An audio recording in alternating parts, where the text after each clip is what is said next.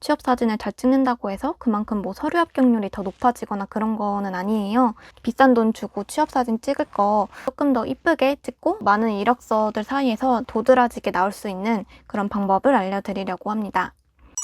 보통 취업 사진 찍는 거를 찾아보신 분들은 아시겠지만 보통 복장 같은 거 다 빌려주고 화장 같은 거 다 해주고 머리 다 해주고 보정까지 다 해주는데 보통 5만 원 패키지로 많이 판매를 하고 있어요. 그리고 코로나 시국이어가지고 요즘엔 어떤지는 모르겠지만 유명한 곳들은 보통 한 2주 전부터는 예약을 해야 되기도 하더라고요.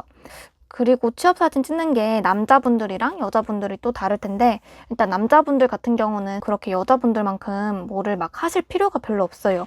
다만 뭐 한 가지 제가 말씀을 드릴 게 있다면 남자분들은 그렇게 꾸밀 게 없기 때문에 그나마 넥타이 색을 조금 더 밝은 색으로 하시는 거를 추천을 드려요. 그렇게라도 해서 조금 더 눈에 띄는 게 좋을 것 같습니다. 첫 번째로 앞머리. 앞머리는 있게 찍으셔도 되고 없게 찍으셔도 됩니다. 뭐 개인적으로는 앞머리 더 없는 게 깔끔하지 않나 하는 생각이 들기도 하는데 본인이 앞머리 있는 게 더 이쁘시다면요. 그리고 그게 더 어울리시다면요. 굳이 까실 필요 전혀 없어요. 그래서 본인에게 어울리는 캐릭터로 찍으시면 되고 그리고 또 고민을 하시는 게 머리를 묶고 찍어야 될까 머리를 풀고 찍어야 될까를 고민을 하세요. 근데 저는 첫 취준할 때는 머리를 당연히 묶고 찍어야 되는 줄 알았거든요. 취업사진 하면 전형적으로 생각하는 그런 승무원 그루밍 스타일의 머리 있잖아요.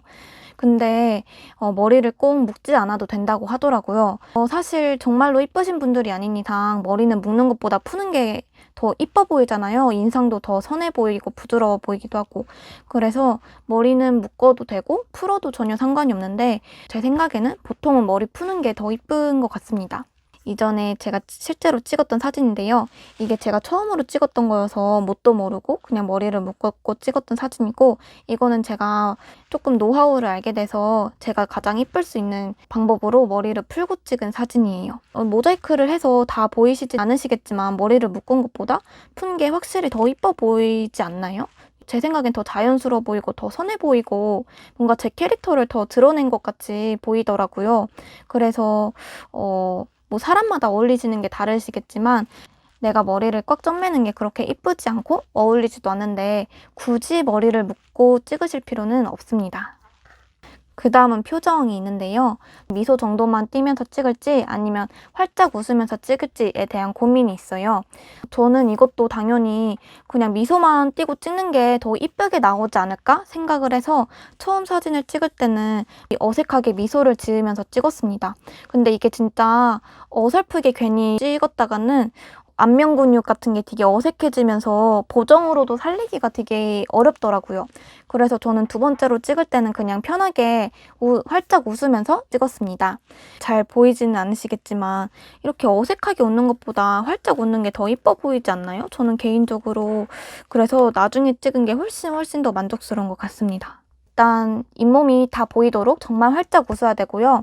그리고 여기 눈가 같은 게 약간 조금 못생겨질 수가 있어요. 근데 이런 거는 보정으로 해결을 해야 되는 부분이거든요. 알아서 이쁘게 보정을 해주실 텐데 해주지 않는다 하면은 보정을 할 때 따로 여러분들이 말씀을 해주셔야 돼요.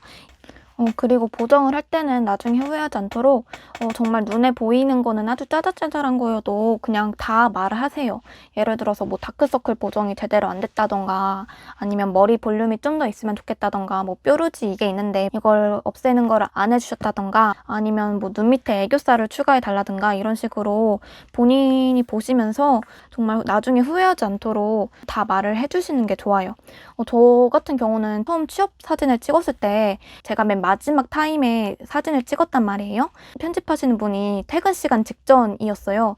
그래가지고 이 퇴근 시간을 넘기지 않으려고 너무 열심히 빠른 속도로 보정을 하시는 게 눈에 보이는 거예요. 아, 내가 김태희처럼 이뻤으면은 그렇게 보정할 것도 안 많았을 텐데 내가 못생겨서 이렇게 보정을 할 게 많구나 하는 생각도 들기도 하고 빨리 해서 저번에 퇴근 시간을 맞춰드려야지 라는 진짜 쓰잘데기 없는 생각을 하는 바람에 첫 취업 사진은 보정한 것도 정말 마음에 들지 않았어요.